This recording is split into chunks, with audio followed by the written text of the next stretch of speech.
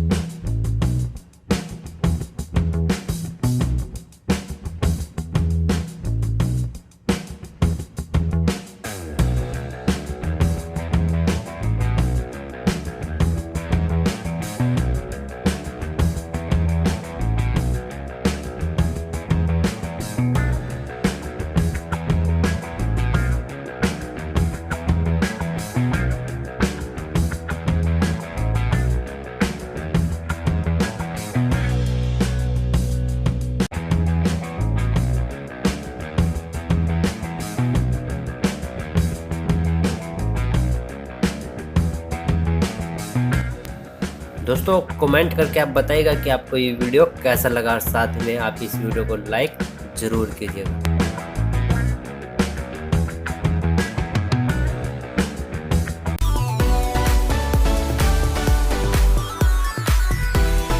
Thanks for watching my video.